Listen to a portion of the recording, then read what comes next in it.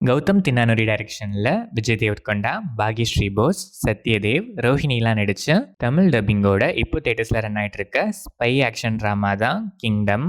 சின்ன வயசில் ஒரு சில சுச்சுவேஷன்ஸ்னால வீட்டை விட்டு போன அண்ணனை விஜய் தேவர்கொண்டா தேடிக்கிட்டே இருக்காரு.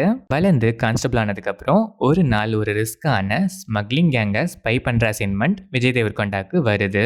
ஃபர்ஸ்ட் அதை மறுக்கிற அவர் அந்த கேங்குக்கு தலைவனே அவர் தேடிட்டு இருக்க தன்னோட அண்ணன்னு தெரிய வர அண்ணனை மறுபடியும் வீட்டுக்கு கூட்டிட்டு வர ஒரு வாய்ப்பு இருக்குன்னு அதை ஒத்துக்கிட்டு களத்தில் இறங்க அதுக்கப்புறம் நடக்கிற சம்பவங்கள் தான் கிங்டம்.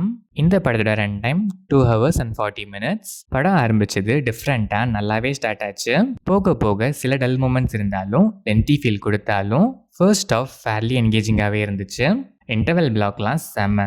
இன்டர்வெல்லையே ஒரு ஸ்டேஜை நீட்டாக செட் பண்ணிட்டாங்க.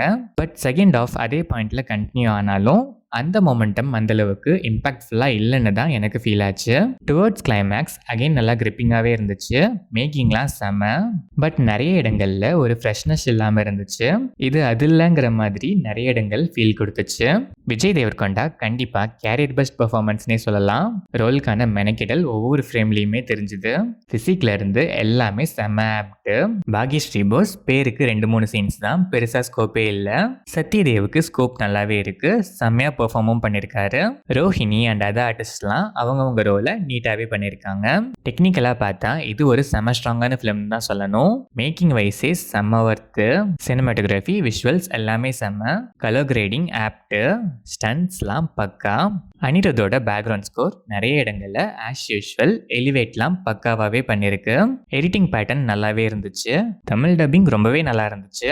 ஓவராலாக பார்த்தா நல்லா ஸ்டார்ட் ஆகி ஃபர்ஸ்ட் ஹாஃபில் ஒரு ஸ்டேஜை நீட்டாக செட் பண்ணிவிட்டு செகண்ட் ஹாஃபில் அதை இன்னும் இம்பாக்ட்ஃபுல்லாவோ இல்லை இன்னும் கொஞ்சம் ஃப்ரெஷ்ஷாகவோ பண்ணியிருக்கலாங்கிற ஃபீலை கொடுத்துருச்சு.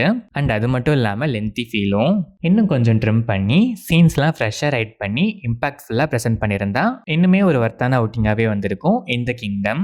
ஸ்டில் ஒன் டைம் வாட்ச்க்கு ஓகேஷான ஒரு அட்டம் தான். சில பல மைனஸஸ்லாம் இருந்தாலும் மேக்கிங் எஃபர்ட்ஸ் சில மூமெண்ட்ஸ்க்காக கண்டிப்பாக ஒன்ஸ் இந்த கிங்டமை விசிட் பண்ணலாம்.